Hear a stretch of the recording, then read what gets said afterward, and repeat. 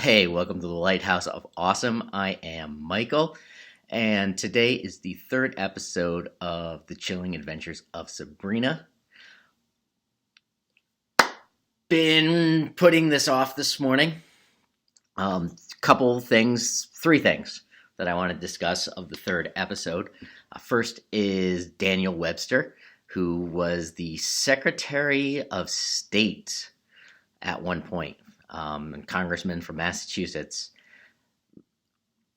Daniel Webster defends Sabrina in this episode, much like he did in the original short story, where a farmer from New Hampshire makes a deal with the devil, and Daniel Webster goes to court against the devil, wins in a basically real estate settlement, and chases the devil out of town. And the devil then curses Daniel Webster to never be president and to have his two sons die in war.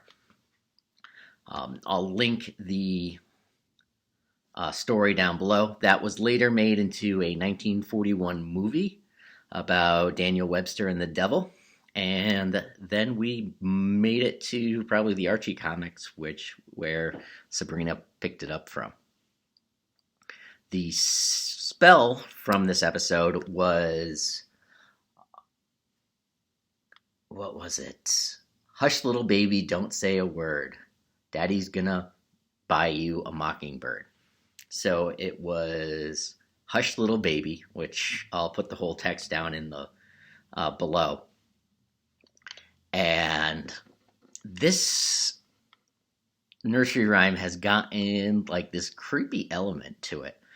In this episode, Miss Wardwell is chanting it while she's making a scrapbook of all the evil things that Daniel Webster has done in his deal with the devil, and what has happened overall. The reference, I think, goes back to the Warrens and the music box that went with the Raggedy Ann doll.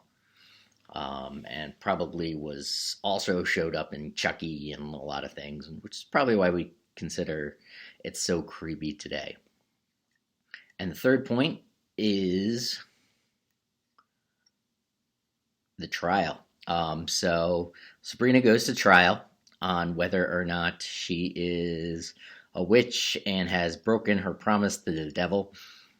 And it comes down to baptism and the order of events, which is really like back to the 4th century argument that Augustine took part of it in a lot of ways. So that transformation, as the church was saying, like, okay, yeah, we can baptize infants, and there are ways throughout their lives that they can continue to make amends if anything goes wrong. Because the original argument for baptism is it washed away your sins, and it was like a one-time thing. You could only do it once, so everybody waited till like just before they died. Constantine was an example.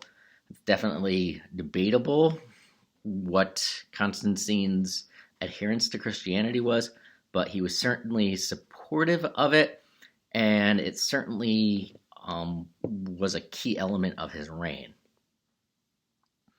So that 1st century or 4th century argument where, hey, I'm going to get baptized as a baby, or my parents are going to baptize me as a baby and promise me to God. And in this case, Diana, which is always funny because it's like the goddess of the moon is her mother. And so Diana gets her secretly baptized with her aunt, and